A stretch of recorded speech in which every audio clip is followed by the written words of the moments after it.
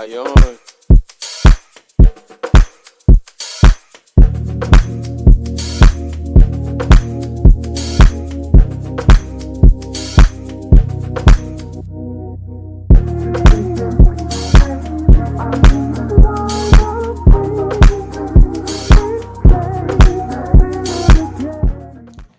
Hello, welcome back. This is Hell I Don't Know. We have a very interesting episode today. We are going to be discussing, which probably is going to be ironic that we are, the Lady with the Red Lipsticks album. Which I feel like y'all gonna call this woman some respect. Call her by her name. Call her by her Taylor name. Swift. Taylor Swift. Oh, it's the part. First, before we get into that though, how's everyone doing? Quick check-in. I'm doing great. I'm a little tired. We're recording this in the morning, and the three of us were somewhere last night, and we left pretty late. So, I'm not gonna lie, I am very tired, very tired, and I have plans directly after this. So, yeah. But other than that, I'm good. I'm blessed and highly favored and happy to be here in the land of the living. Amen. Amen. Amen. Same. I am also good. I am also very tired as well because, like they said, we were out. But I have my coffee right here, so hopefully I'll pump up as this episode gets along. But doubt it because of the topic. But whatever. Ooh, but we're here. We're already throwing shots. It's just getting started. I'm good too. Same thing as everyone else. Tired, but hey, here we are. We had fun though. We did. We had a great time. It was a good time last night. Yeah. So, anywho, the Tortured Poets Department and the Anthology. First and foremost, let's just say that it's already doing insane numbers. Insane numbers. Over 200 million, I think, the first day in streaming. It's on track to sell 2 million units in the first week, which is insane. That's like 3 times more to Beyonce. Yeah, crazy. Yeah. One thing that I can say is that this woman is powerful in a kind of scary way. I don't even know if I want that much power that she has because it just seems so, and like, I don't know, it just seems like an insane amount of attention and everything like that. But I think she also lives for it a bit, but you know, that's my own personal opinion.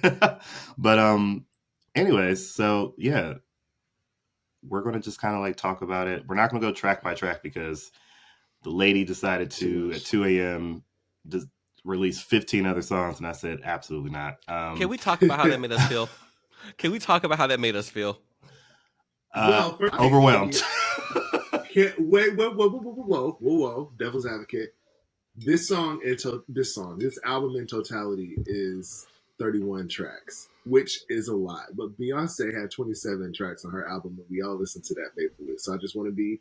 The difference is, I am going to say, the runtime is about 40 minutes less because Taylor's full anthology, whatever, is like 2 hours long, and Beyonce's was 78 minutes. So like, I do get that, but we did, just for everyone to know, we did listen to the entirety of the anthology. That's what you can call it. Like, we listened to the album and then the 15 extra tracks. I felt very like. That felt very cash grab to me. And this is not my feelings about the album and the music in general. This is about like what it actually was. It felt very cash grabby to release a double album at to it. Because Taylor does that a lot. She releases like a million different albums, which kind of just feels a little like we weren't even sure whether we were reviewing the first 17 songs or the entire thing, because like which one is the actual album? Like, I feel like that's a little weird, and it feels very like she'll release it in 2 parts. Like, she'll release 2 different vinyls and then maybe one vinyl together. And all of that just feels very capitalist to me, if I'm being honest. I wouldn't have minded if she did it like if she had released the version, which is what I'm calling it, if she had released that maybe 2 weeks later, maybe I would feel differently. But I don't know. It could be cute for the moment, but it just was. I don't think that was necessary. I agree. I feel like it almost gave me like kind of what she did with Folklore and Evermore. Instead of just separating them, she just said, "Here, I'm going to just do it together." Because I was like, you could have probably just separated this, because to me it feels, to me they're two kind of different vibes in a sense, but but they're also the same. It's weird, Mm-hmm. but I get them. I get it as together, but I feel like separate would have been a little bit better to digest if somebody needed to digest all of that. Because 2 hours Mm-hmm. of listening to one artist is insane. I mean, even to Chris Brown having 50 plus songs on the album is just Too much. ridiculous. Who's trying to Yeah. listen to all that? Yeah, I also think it's interesting because I would go out on a limb and say it doesn't take Taylor Swift a lot of money to make music. Of course Um, not. So I definitely think it's a cash grab because you want streaming for all of these full 31 tracks. Mhm. And because her fan base is kind of insane, they're going to listen to all 31 tracks on a regular basis. So it's really just, even if the music is not good, I'm not saying this is my thoughts on the album right now, but even if the music isn't good, her fans are still going to listen to 31 full tracks of her music just because she simply put it out. And when it probably cost her maybe a couple $100 per song. Maybe a Yeah. couple thousand if we're being generous. I would agree. I will also say on the flip side, I was looking at some discourse online, and a lot of people, by a lot of people I mean Swifties, were basically saying that that was intentional and that it felt like all of her thoughts came out, like there was too many thoughts to contain on one album. So the idea is that like you're listening to like this like diary of poetry in one sense, and when you think it's over, it's like, no, I have all these thoughts I need to get out, and it's only relevant to this period in my life. So she felt like she needed to do the double album to fully encapsulate this period in her life. And if that is the case, I think that's valid. I think it's valid. Like if you know, Taylor Swift is the type of artist that can take liberties like that. She can do whatever. She can come out with a 56 track album if she wants. And because whether her music is successful or not bears very little on her overall fame and star power.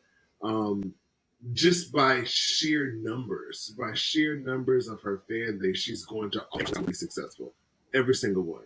Whether it's critically panned or accepted or acclaimed is another thing. But because it doesn't really matter and she's going to get those numbers anyway, I think she can afford to take these kind of artistic liberties with these 2 hour long albums that a lot of people love. Like a lot of people love this album. Like they're saying it's her most personal album yet. It's her best lyricist, her best lyrical album.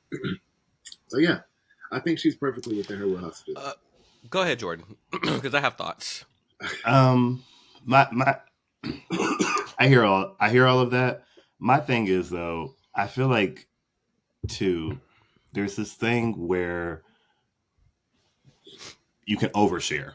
Sometimes to me, I feel like the album felt like an oversharing thing where it's like some of this stuff almost is kind of like the same. Like she's talking about a lot of the similar subjects. So I'm like, we probably could have condensed some of this down into like, okay, let me get my strongest thoughts about this situation in a song in like 16 songs, and to really like sum it up, to like really like paint the picture. I feel like a lot of it just felt like, yes, I hear every single thought that happened in that moment, and I don't know if I necessarily need to keep hearing about all of this, because it also sounds like it sounded very mundane, and it just sounded like it was just like one note going on and on and on. It almost sounded like after a while you're just kind of like, okay, now I don't even feel compassion for this situation anymore, because now it's just dragging in the sense, because it's like, let's wrap it up. It's like when someone's talking, you kind of want them to just like land the plane. That's kind of how I felt with like the album. I was just like, let's land it, because it's like I get it, I understand what you went through, but I think it could have been. I think too, like with like, because I even was just saying this to Nickie last night, even about Beyonce. As much as I love Cowboy Carter, I still wish there was a way that could have been condensed into less song tracks. I don't know what it is about like lengthy track albums that makes it just feel overdone or over like it's just a little too much. So, but also too, I get it at the same time. So it's like I understand both sides, but I just, for my personal preference, I just feel like it just feels like an overshare. Yeah, I'm kind of in a same boat. But what I would say is like if it's gonna be your whatever type of album, this is your personal album, and you're gonna do all of these songs, can we at least get a storyline? I don't think we had a linear storyline throughout this There's a album. storyline. From like, There's a storyline, but I think you what is have it? to be so. I think that it goes. So I will be honest and say I had to read up on this to know that is, and That's what also, I'm saying. You shouldn't have to read up on it to know. well, I don't necessarily agree with that because there's art is like reflective of your life, and if I don't know anything about her life because I'm not invested in her life as an entertainer, then I might not understand that. It doesn't take any bearing on whether or not I enjoy the music, but as far as the storyline, I do think you need to have a little bit more insight to her life, and apparently Could I ask you a it question? was. Mm-hmm. Did you have to read up on the storyline for Miseducation of Lauryn Hill? Did you have to read up on the storyline of Lemonade, Purple Rain, 25, 30? I mean, not necessarily, but I also think Taylor Swift's music is pretty straightforward. Like it's about whatever she's singing about in the music is what it's about. Like it's mostly about her past relationships. That's mostly what it is. And I do think I hear your point. I do hear your point. And I also think that because and we'll get into this a little bit later, but I think because sonically maybe there wasn't as much variation as there could have been. Maybe we missed those storyline points. Maybe you kind of got glossed over. But I do think I hear your point, and I do think there's some validity to that. But I do also think there was a storyline.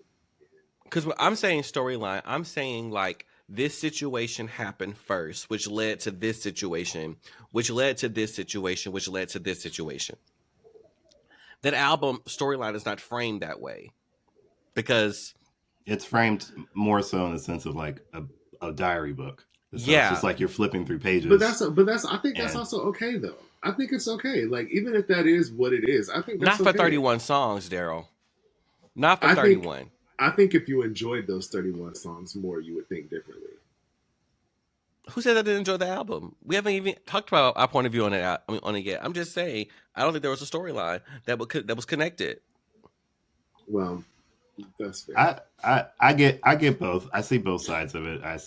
I get like I think it's fine to just have a if your point of the album is to just be like, hey, this is like my diary and just flipping through pages. Okay, cool. I don't think 31 songs is necessary of that, but I understand I could see it not having to have a storyline at the same time. But I just I just feel like there wasn't enough variety for that kind of concept, if Yeah, that was the route. that's what I'm saying. If you're going to have 31 songs, I need all 31 songs to be intentional and to make sense for a thematic storyline. So we need to listen to every single song to understand the story if you're going to have 31. I don't get that from this album compared to those other albums that we listened to that I just named. Those songs make sense for that storyline. And you kind of need all those songs for the album to make sense for the story. I That's agree. all I'm saying. Yeah. That's fair.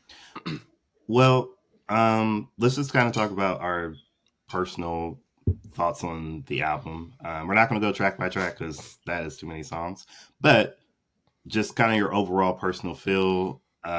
Your first, also too, if you had any first, second, third, or more listens, or if you only had one listen, what was that experience? How did you leave the experience, and so on? Who wants to jump in there? Nickie, why don't you start? Why am I starting? I would like for you to start. That is my I think request. Nickie should start. Okay, so I went into this experience with an open mind. As you all know, and the listeners know, I am not a fan of Taylor. It's just not. Like I always say, if she's performing in my bathroom for free, I'm calling the police. Because like I'm not calling it police. Because why I'm are you in my screaming. house? um, That was the first question. like, yeah, because why are you in my house, ma'am?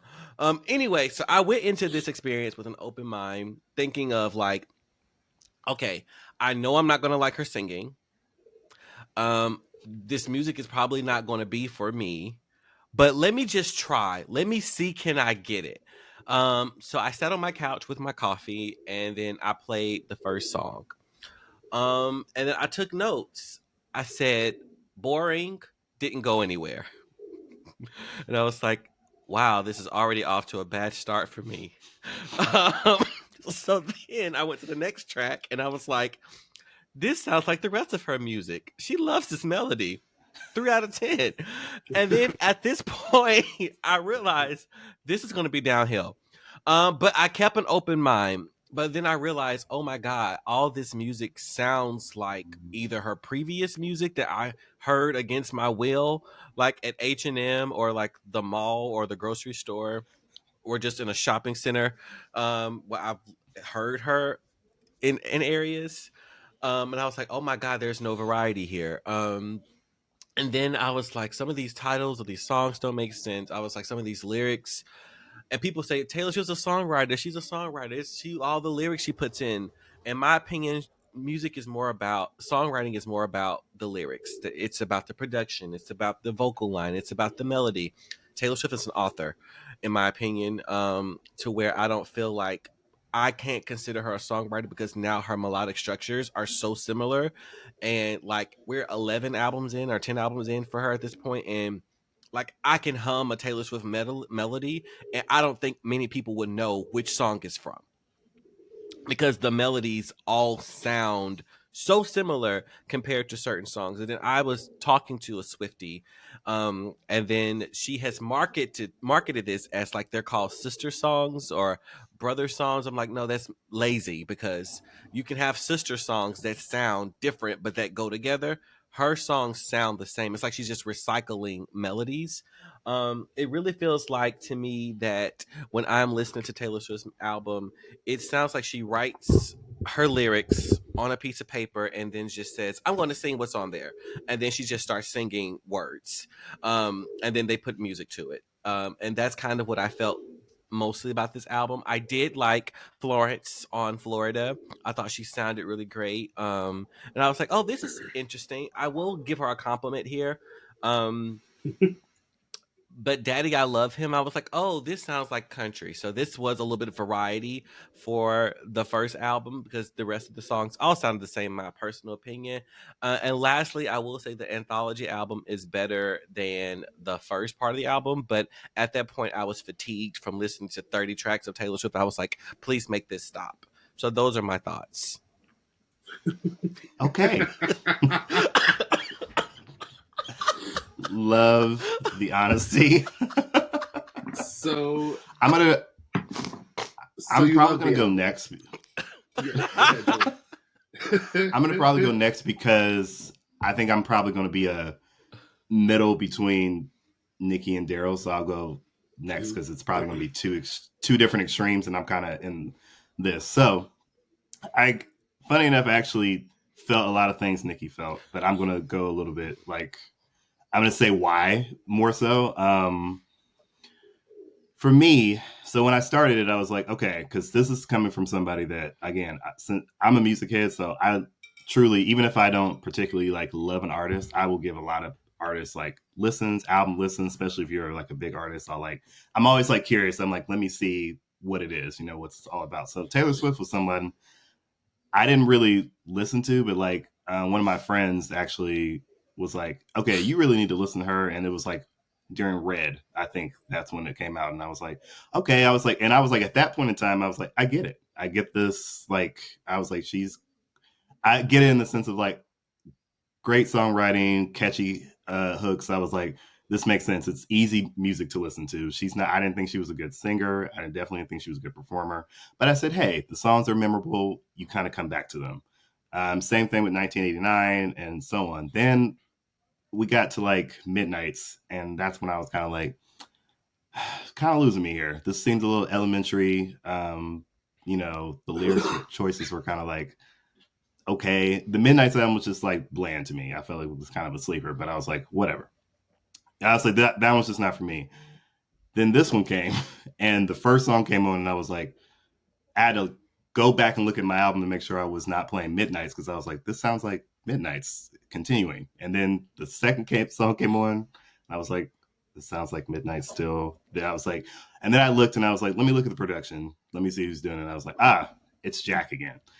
I said, I think we've gotten to a point where her and Jack have now not, I don't think they're pushing each other to go any further. I think Taylor's pushed Jack as far as he can go with each other. And I think Jack has pushed Taylor as far as she can go. Like, I think it's just they don't have any other thing left. I feel like this was kind of like like it was almost like the remaining tracks of songs they did. And they were like, here, let's just put this on the album. And I just kind of felt like I was bored after a while. And then it didn't come to me to where I was like, oh, Florida came on, the song with Florence. And I was like, okay, this is a little bit more interesting. It gave me a little bit more dynamic, sound and stuff like that.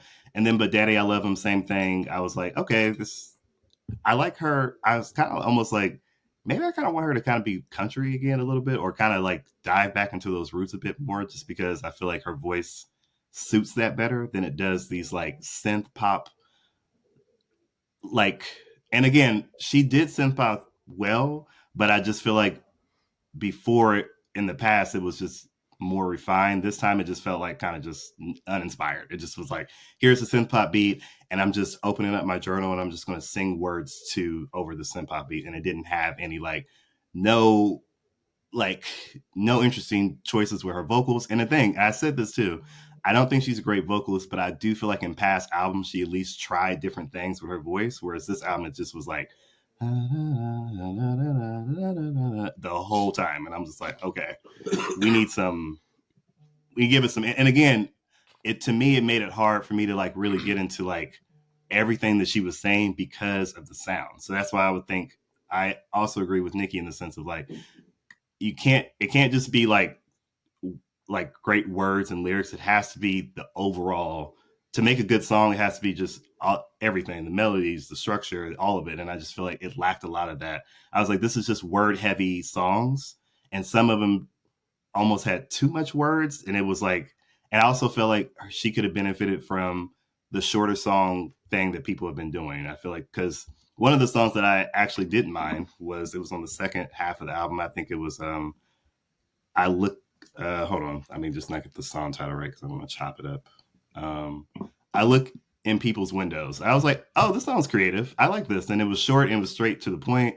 And it was just her and the guitar. And I was like, this is nice. This sounds like, okay. And it's like a story. Some of the other stuff just kind of felt redundant. And I kind of felt like it was just like a long going situation. So overall, I don't think this is a strong album from her. I don't think this is her. I don't think this is nearly close to her best body of work at all.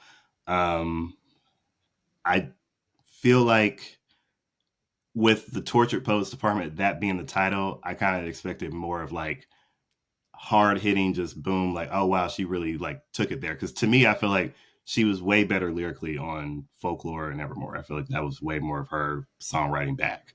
But this to me just felt like journal diary, 13-year-old girls sometimes in certain songs. And I was just like, you're 30, she's 34? 34. Yeah. Some of these songs wasn't getting this as a 34-year-old. I felt like it was still a childlike mindset in some songs. And my last point, I also think bringing up 10-year-old beef with Kim Kardashian on an album is just like, why are we doing this? I kind of was like, you're talking about kids and this. I just like, let it go. Everything with her is this victimized energy. And I'm kind of over that too. I just kind of want her to kind of like, for me, take a chance on a new sound, try something different, evolve a little bit more, and also to get rid of the victim card and kind of like let's really like change the shit up and and be the songwriter that I know that she can be, and kind of just do a little bit more. To me, this feels like it's stale, it feels boring, it feels uninspired, and now it feels like we need to like move on to the next thing. It's really hard to feel sorry for. It's like to me it's really hard to be a a billionaire that's a victim. Like that's wild to me. But yet here we are. She's a billionaire and she's a victim. That's interesting. Go ahead, Darrell. Wow, so y'all hate Taylor Swift. Clear. No, I will say I'm gonna start off by saying that like of the three of us here, I feel like I probably enjoy Taylor Swift's music the most. That said, I'm not a Swiftie by any means because I don't care anything about her personal life. I'm not thinking anything about that. I care nothing about that. I will listen to her music and I do enjoy a good deal of her music. And as I've stated before, folklore, I still like. I stand that album. Folklore is an amazing album. I think it is her best. I think she is at the top of her game with folklore. And I was very. That's the only time I've ever been like over the top impressed by Taylor Swift. So with all that, to frame what I'm about to say, I actually really enjoyed this album. But I enjoyed this album because I appreciated the poetic license she used with her lyrics in this album. I appreciated it. I thought it was clever and interesting to see because the first time I listened to it 2.5 times. Because the second time I just couldn't listen to the whole thing all the way. The third time I couldn't listen to it all the way again. I'm not gonna lie. I was like, I can't listen to all 31 of these songs again, but I did listen to the whole thing twice, 0.5. But I think she is great at wordplay. I think she's great, like the poetry aspect of this. I think her storytelling abilities are great. I think she is great at telling stories through song. I think, and as I was listening, I was listening with the hope that I would really enjoy it. By the way, like I was listening, think I want this because I can tell just by the album artwork, the name of the album, and considering that Midnight's was a more synth pop kind of radio friendly album, I could tell that this was going to be her departure from that. I personally don't believe that Taylor Swift doesn't evolve. I think she evolves a lot. I think she started off country. She developed this like super like bubblegum pop lane, but then she went into this like 80s synth pop lane, and then she went into like this folky lane. And I think she's great at evolution, actually. I think that she makes music that I think she makes music that appeals to where she is at that point in her life. That being said, Taylor Swift's music always comes across a bit infantile to me. I don't think that it feels sophisticated, with the exception of folklore. That felt incredibly sophisticated, but I think her music sounds like a 17-year-old writing this for her peers that are 17. And because I am not a 17-year-old and because I am, in my 30s, just like Taylor Swift is, I kind of expect to hear someone that is my age sing about things and the music sonically to sound like someone that is around my age. And that part I don't love. But as I was listening, I got through the first few songs and I was like, oh boy, whoa boy, this is gonna be a slug. I will say, like, the first three songs, Fortnite, Torches, Poets, Department, Favorite Choice, I was like, I don't think I can get through this album. This is a lot. I think the title song is the worst song out of the entire album, in my opinion. Like, having listened to it multiple times, the worst. But then we get to So Long London, which is the fifth track, and I thought that was very well done. I was like, okay, so we're getting somewhere. And then But Daddy, I Love Him.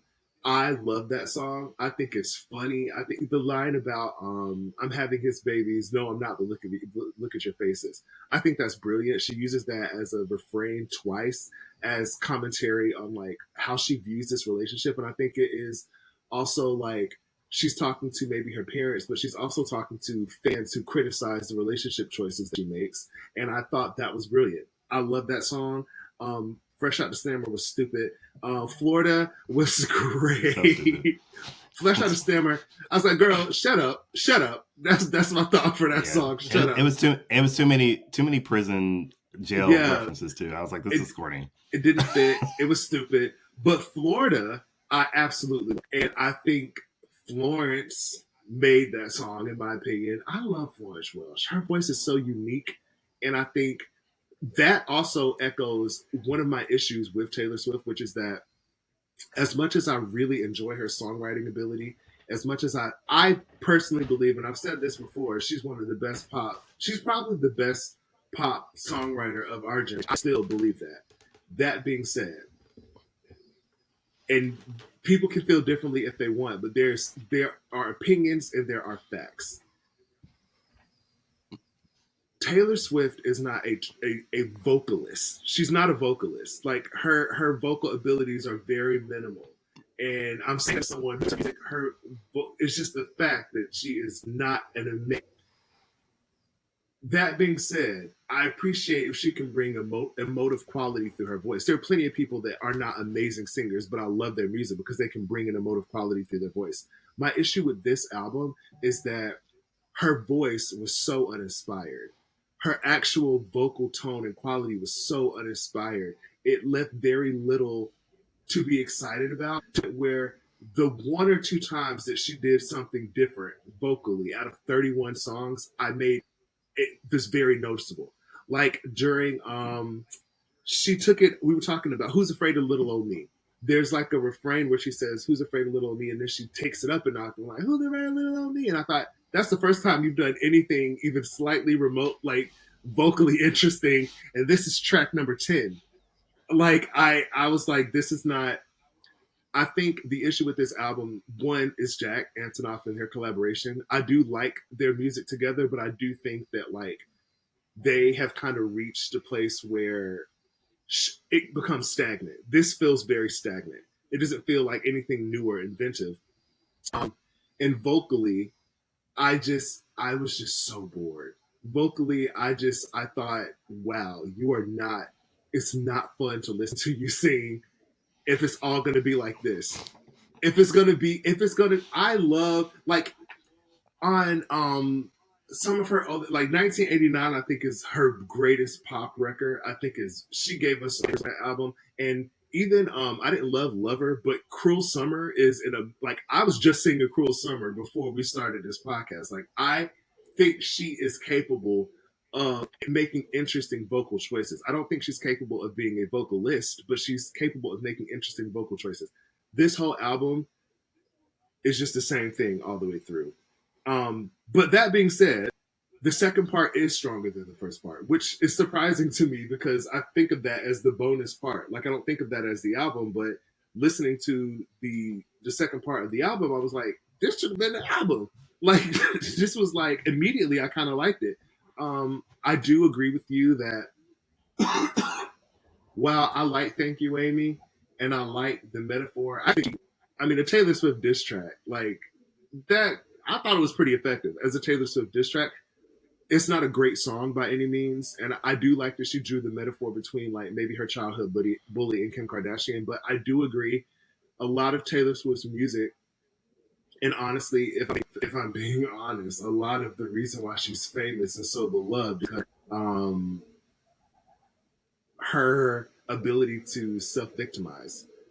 And I think that almost every, like, the way I think she's not evolving is that her music always feels like she is the victim of someone else's wrongdoing.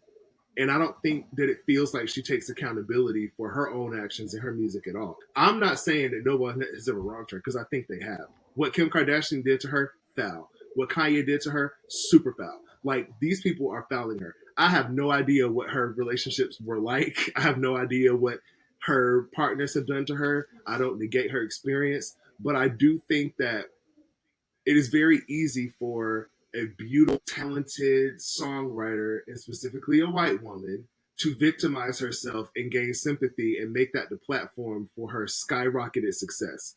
Um, we see that as a formula that does work, and she has perfected that. And so, for me, as someone who enjoys her music but doesn't love that aspect of her, I would love to see Taylor Swift evolve into someone that takes responsibilities for her actions, for it takes accountability for the things that she does without all the victimization, and really try something out of the box and really try to like vocally expand a little bit and not just put out albums. No, everything she puts out will be successful.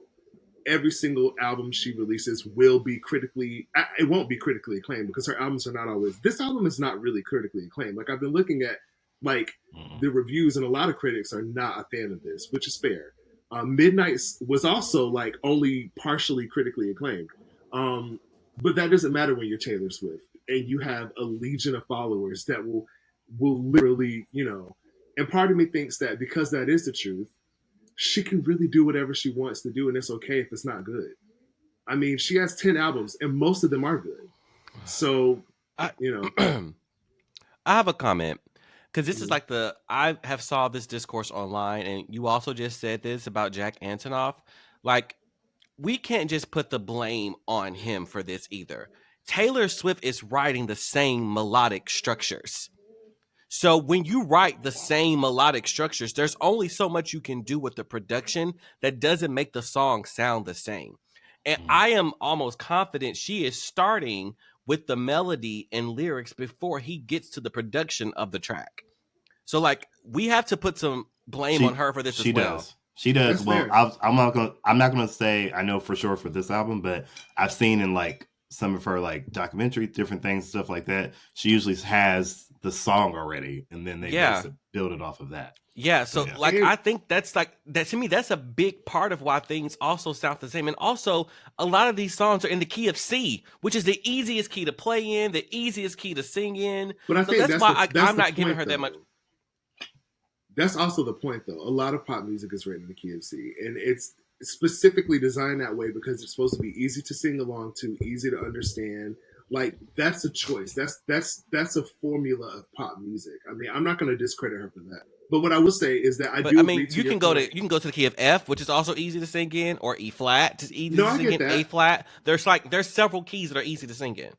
I agree with that, but I will say that more to your point, like I also think that, you know, Jack Antonoff has also made bops for Taylor and other artists. So it is, I will agree. And she doesn't strike me as someone who just allows someone to take over production of her music. Like she strikes me as someone that is very involved. And I think maybe Jack as a collaborator of hers just like is very convinced whatever it is she wants or like whatever she already has. But I guess the overarching theme of that is that their working relationship, I think, it kind of reminds me a little bit, and this is going to sound crazy for me to say this, it reminds me a little bit of Brandy and Darkchild. Like, for a while, that formula that they had worked, and it was so good. But once music changed a little bit, and once Brandy wanted to define her sound in a different way, that formula felt kind of stale and maybe behind the on her 211 and Human albums. I felt like anything that Darkchild helped her with wasn't as great as Full Moon, you know. I feel the same way about Taylor and Jack. I think that is it Dessner? Dessner is the guy who was on her the guy who produced the second part of the album. Yeah. Yeah, I think it's Aaron Dessner. Yeah. That I felt was great. The second act. Ooh. The second part of the album, I felt like, okay, all right, this is different. This is a vibe. I like it. So, yeah, that was a long-winded way of saying like I'm going to keep going back to like it starts with her though. So I've like because so many people online are saying that Jack is the problem. Jack is the problem. I'm like, do y'all not hear the same melody? Because if you strip away the music, you. No, I agree. I agree. I think it's both of them. No, go ahead. I think it's just both of them, though. I do think it starts with her, but I think that's why I was saying earlier, I don't feel like either one of them is pushing each other. Like, also, too, as the producer, Jack should also be pushing her to be like, hey, let's try because he's the producer, so he's listening to this thinking, he also should be adding some input of like how you can structure this to make this sound a little bit more. But my thing is he a vocal producer or is he the music producer? Because I don't think she works with a vocal producer. I mean, she's not the vocal producer. It's not his job. She probably works with. Who is it? Because it usually just them two on the track. I'm pretty sure she works with her.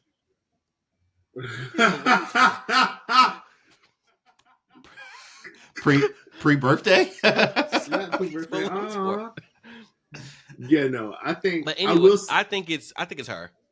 I will also say, and I don't want this to be like a rag on Taylor session because I do actually kind of like some of her music, but I will say one thing that I do not like is that Taylor Swift and her fandom have reached a level of like it's hard for Taylor to be critiqued. And Mm-hmm. so much so that her fandom is not okay with like I agree the fandom has kind of like been like okay well we agree that this is an amazing album but it's Jack's fault and I'm like okay but here's the thing multiple times her fans and the industry at large have used the fact that Taylor Swift doesn't collaborate with a lot of people as a way to uplift her and say she deserves all the accolades that she's getting when other people get kind of crucified for having multiple collaborators, which I think collaboration is key to great music. So I don't enjoy this narrative that now that Taylor has created something that isn't as good as her other works, that now we're finding to be the problem. I will say that. I don't because I mean if we're willing to say for other people like, well the problem is you don't write your own music and she does. But then if it's like, well, she does write her own music, but Jack produces it, so it's his fault. You know what I mean? And you could tell the discourse about this album from her own fans online is overwhelming. Like, there's always going to be the people that love everything she does, but her fans that are a little bit more level-headed are saying this isn't her best work. It's not amazing. It doesn't break any new ground. And just because she's Taylor Swift, we're not going to say that it is. You know. But I do also want to say that there's room. I don't think every album has to be a magnum opus. I don't think every album has to be like amazing. It's okay that Taylor Swift released an album that's just okay. You know, like she has albums that are spectacular. And most people in the industry never reach that. Most people in the industry never have an album that is spectacular. And she already has one. She has one. So, you know, I don't wanna what I'm saying is that like Swifties don't kill me. I like Taylor Swift. I think this album was mid, just like most of her albums, but that's okay because she also has some amazing albums, and we can still appreciate and love her as an artist without loving everything she does. Let's be honest. I don't even think the lyrics are great in this album. They I feel like I disagree wordplay. with that. I disagree with A that. tattoo golden retriever. A tattoo golden retriever. Some of the lyrics are a little cringe, I will say. Some of them are a little cringe. But Taylor Swift is a little cringe. Like, as a person, she's a little cringe. I think a lot of the lyrics are actually pretty deep. And, like, stop. But what I'll say to that though, Darrell, is that it's like even with the lyrics being deep, the thing is that's why I was going back to like conciseness, so that way we can really hit to those points to like get that, because it's so much. I think it's just so much fluff in between, which is what I'm saying. Like I'm like I want to if you have an album title called The Torture Post Department, I just need everything to fucking hit, because I'll give her this. I love that album title. I think the album title is really good. And honestly, it made me excited to actually kind of listen to it, because I was like, oh, I love that. I think it was beautiful. I think it was just, I think it's so like interesting. But then when I heard the album, I was like, this doesn't live up to that title to me. But like I said, some songs here, like some lyrics here and there do, and some songs do. But as an overall thing, I feel like this just didn't hit that mark of album title being that. I think this album could have been 12 songs. I think so too. 12 to 15 at most.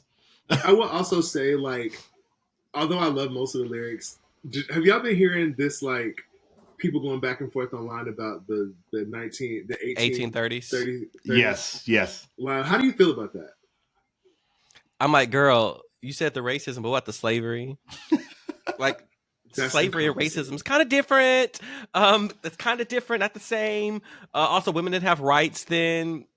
Like, wasn't the Trail of Tears happened in the 1830s? But she mentioned that. She said 1980s, but without all the racists, and then like something effective to like women having rights. She did say that. But hold on, pause. Slavery is different than racism. I understand racism that. happened in the 1960s. Slavery was different. I understand that. So you cool no racism, but keep the slaves. Got it. I think I understand the thought that she was trying to make. I do think that people are That's reaching also a a little weird. bit. That's also a weird. That's a weird decade to go back to. Yeah, I just thought that was a weird choice. Honestly, I was like, I don't know about this one. Of all the decades, you choose. First of all, you choose centuries. Let's go Well, there. here's the thing. Here's the Of thing. all the places to go back to, the 1830s. Why? But here's the thing, and this is the bigger problem is that, like, I do think all of that is a reach to crucify her for that, because I think that it was very clear what she was trying to say. It was a reach. Like, it's a reach to be like, what was she trying to say? So 1830s in my brain, I'm thinking she means like the Victorian era. Like, she means the Bridgerton era and stuff like that. Like, I can get what she meant by that, but also adding in, like, but without the things that we don't like. My problem, so yeah, I get that. And I think people are reaching by trying to make it seem like it was problematic. I don't think it was problematic. I think it was weird and cringe because Taylor Swift has not been outspoken about anything politically. And she hasn't really, every now and then she might say she don't mind gay people. But, like, ultimately, I don't think Taylor Swift has been vocal enough about issues that affect multiple communities to have a throwaway line in a song that cheap that could inflame people's feelings in that way. I think it was an uninformed choice. Let me say something. I'm going to be honest here. Don't crucify me. Really don't care. But this is what a lot of people who lack melanin get away with saying because they only think about themselves as it relates to history. And we have given Taylor Swift and so many other people who like her passes. So I think it's fair to crucify her and say, hey, wake up. Stop thinking about just yourself and people who look like you, because that was a traumatic experience. So maybe don't think that the Victorian era was a good era to go back to, because only you benefit from this. Yeah, but and I don't think it's fair. I don't think it's fair to say it's not fair that she's not crucified for that, because she should be. I think people can. It's like when people say they want to go back to like the 60s. There were positive things about the 60s that people enjoy, even black people. But as a white woman, yeah, that's we got civil rights then, friend. My point is that as a white woman, Taylor Swift can't just say I enjoyed the 1830s without adding in that level of it was problematic back then. And I think she did that. I think it was uninformed simply because of the type of celebrity she's chosen to be, but not necessarily because I don't actually think it was that big of a deal. Like, I think people are reaching because as black, Taylor Swift represents a lot of mediocrity, and she does get away with a lot of things. So it's easy for us to crucify her for the things she does. But I think that might have been a little bit of a reach for me. But Beyonce got dragged for spaz. Beyonce's gonna for get saying dragged for spaz. Beyonce's a black woman. She's gonna get dragged for everything. My point exactly. We need to start holding people to the fire. If you're gonna drag someone for saying spaz, drag her butt for saying 1830s. I'll just say the 1830s line goes back to what I was saying earlier about the oversharing. That was I said these are thoughts that you could have kept to yourself. You need to put that on the album. It's fine. If that's how she feels, cool. I don't need to hear it. You also have black fans, so as that stop again, I agree. Don't only think about yourself here. It's like, think about this as a whole. I can understand you liking the Victorian era, but like, I just think again that was like, I don't think we needed to share that. We could have probably admitted. And honestly, I think Victoria Monet, if Victoria Monet said she liked the Victorian era, we would not feel no way about that. Victoria Monet wouldn't say that. But if she did, if she made a video inspired by I would be very confused. I would be confused. I'd be very I'll be confused in the sense people can enjoy that era. No. I understand. No. Because I feel like too, a lot of didn't Beyonce use Victorian stuff for her promo? She used the fashion and the Queen stuff for her era, but she never said I want to be in this era. That's what I'm saying. She that part, clothing. That portion is fine. Like, I still, if anything, Victoria Monet would use that, but I don't think she would say like she wants to be in the 1830s. Like, I don't that I would be like, really? That would be an interesting thing for her to say. And I think this is a DEI principle. I think we give people who don't have to think about others so much. We already give them enough grace. You know what they meant. I think we do that all the time. But when we say something like that, we're canceled or we're cascaded or we said we're problematic, we're difficult. Why isn't she not getting these labels? Because this lady does things like this all the time. I'm just being honest. I disagree. I disagree, but I understand that. Go ahead, give grace. I'll tell you the problematic thing that Taylor Swift did was ignoring fucking Celine Dion. That was the problematic thing that I have an issue with. Very problematic. Very problematic. That was problematic to me. And and the song she did with Future, that was also problematic for me because I just felt disrespected that even exists. Yes, and there's a music video. There's a music video of shot in Miami of like her being like a hood chick. Not a hood chick, but like a black girl, like a bottle girl. What it feels like to me. It's on the Reputation album, Darrell. It's the song with Ed Sheeran and Future. And Ed Sheeran's rapping. Rapping. Well, Future signed off on that because he wanted some crossover appeal. So, they do it. They did it with Miley Cyrus with that 20 song. They do it because they want black artists. A lot of times feel like they need successful white artists to cross over. It's trash, but if she did that and I don't like it, then it's trash. I like it. I do think Taylor Swift is very problematic in a lot of ways. I just don't even think that Celine Dion thing was a way that I think she's problematic. I think she's a capitalist. I think she is very much a capitalist. I think she capitalizes off of victimhood and white guilt. I think that she has taken a comment that Kanye made 10, 15 years ago, and she has ridden that to a successful career. I think that she stays silent. She's the most powerful person in the musical industry, including Beyonce, and she stays silent on almost everything politically. I think that's incredibly problematic because a lot of times we don't force celebrities to speak about things because we say it's not their place, it's not their place. The average celebrity, yes. Taylor Swift is not the average celebrity. Taylor Swift has reached fame on another level, and I think it's crazy for us not to hold her accountable for her influence and the fact that she chooses those ways. I think she's very problematic. I don't think she's problematic. And you want to know what's so funny? I'm sorry. No. I think that we're just reaching now with that 1830 thing and the Celine Dion. I just think that's a reach. You want to know what's also funny that people don't really talk about? They love to say that she don't do brand deals. This lady did a whole deal with Capital One for the Eras tour. She does. Who says she don't do brand deals? A lot of her fans say she doesn't do brand deals. So you don't see Taylor Swift commercials doing like advertisement for like Verizon or for like AT&T or... I thought she did American Express too. She does credit card ones before she goes on tour. And you know what that actually does? It's actually having your fans sign up for credit cards to be able to get early access to your tours. I mean... Which is a capitalistic structure. Oh, she's very much capitalist. Billie Eilish called that shit out recently with the comments about her. And I agree with that. And I agree with that with my fave Beyonce too. I don't think that you need... The difference though is that Beyonce released multiple... It feels like more of an artistic choice when Beyonce does it. She's giving you the same album and letting you choose between vinyls. That's actually an artistic choice and I think that's kind of cool. Taylor Swift adds different songs onto each vinyl so that you have to purchase all of them. That is a capitalist model. And I think that is not like, that is clearly purely for capital gain. And I think that is kind of trash. And I agree with Billie Eilish that you don't need a million different versions of the same album with one extra song to justify all of that waste that's going to be going into printing those. I think that that's a bit much.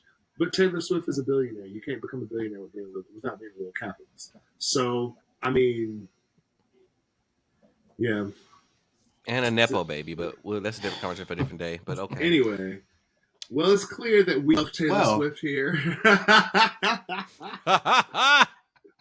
This is now a Swiftie podcast. Saying, people knew what they were getting with me, so I should have been nobody's surprise. No, they should not have been surprised at all. No, but I will say it would have been surprising if you would have liked it. I really did try, y'all. I really did. I know we're about to go, and we should because I don't want to keep bashing Taylor Swift.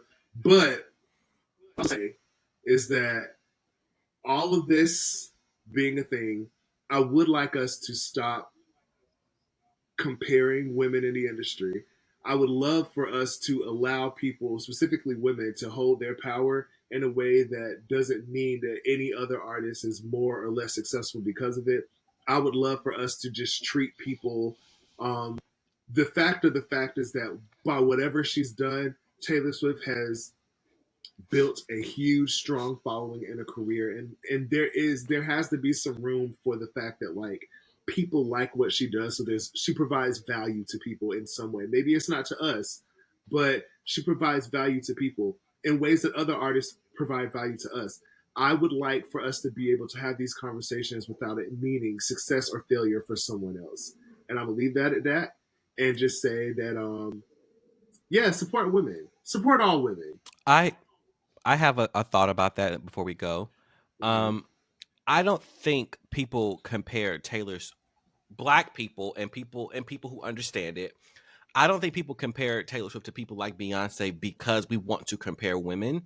I think the comparison comes in as this woman, one of these artists, cannot sing, cannot perform, cannot do pretty much anything but write lyrics, and she's the biggest star, but you have this person over here shifting culture. That's why I think the comparison is trying to understand how did one who is the epitome of mediocrity rise to a level that's so high when you have somebody over here. Even take Beyonce out the mix. SZA's a better artist, performer, singer than Taylor, and she hasn't gotten there. So I think that comparison for people like us come in as like trying to say, how is this here and this not? Yeah, I I was going to say to the point of I was going to just say to me some of this, and don't kill me, some of this I also don't always feel like it's Taylor Swift's fault. I feel like it's feel like it's her Of fans. I feel like course. it's the media. Yeah. I feel like they push her a lot. Sometimes I don't necessarily think this is all Taylor. I think it's just she has such a huge supportive group of people around her that it's almost like impossible to like get through it. Like it's like a very strong army. But what I'm saying is with that, I think I don't think I don't feel like a lot of us try to like even do the comparison thing. I think the comparison thing happened after the Kanye West thing. Then because I was like, I had to think to myself, I said, why have Beyonce and Taylor Swift even mentioned in the same category? I was like, oh, because of that. It started there, and then I feel like the war just continued on and it never stopped. And because they're both at the top of their game, I think those are the two women that they try to like put together the most. I will also say, sorry, I don't give people a lot of grace. That's not true. But Jordan, disagree with. I think she is pulling the strings. She has to give her fans something to latch onto, which is why I think it's the whole purpose of the Easter egg things that she does, because she knows her fans are going to go down a rabbit hole to figure things out, which essentially gains. It's like we're all trying to solve a mystery. I think it's her doing all these things behind the scenes. I don't think that Taylor is unaware or is unintentional about her success. I think her success is very intentional. I think her success is very calculated. I think everything she does is very, very, very calculated. So I think she's giving her fans the meat to chew on. I agree with that for sure. Yeah, I think she definitely is very aware of her things like that. I just think there's in some moments and instances where it's not always just like this, like this orchestrated thing. That I'm not saying just every single time. I don't feel like everything is orchestrated.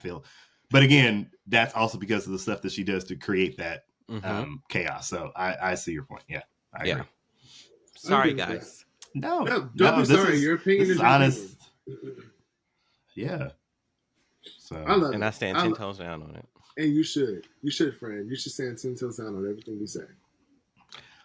Listen, we're all just being honest here. So I'm glad everyone gave different perspectives. You know, I don't know how many of us on this will be going back to that album, but at the end of the day, we still did it. We pushed through. We listened to it. We gave it a try. I'm not doing this ever again. Yeah. I will say I'm not listening. I'm not listening to that. I enjoyed it, and I'm not listening to it again. Yeah, no, I don't. Billie Eilish. I don't even. It's also about to be the summer. Very excited about that one. Excited. I'm very excited. And Billie Eilish only gave us 10 songs. 10 songs. I can't wait. Beautiful. Because these people have been releasing 2-3 hour long albums, and Billie was like, "Maybe I'm gonna give you 38 minutes." 38 minutes. I said, thank you. Ariana and Billie, thank you for not having these long albums. Thank you. Concise albums to the point. I love it. Give it to me. So we'll definitely be doing that one. So look forward to that. I think that's May 17th. 17th. Okay, so we'll have a while before that, but I'm excited. So thank you guys for the time. And good luck to the lady with the red lipstick on all of her continuing y'all are success. so disrespectful. Call that woman by her name. We did. We called her name several times throughout this podcast. Anyway, but I do think we should let the lady understand. That's funny. All right. That's who she is. Bye, guys. Bye. Bye.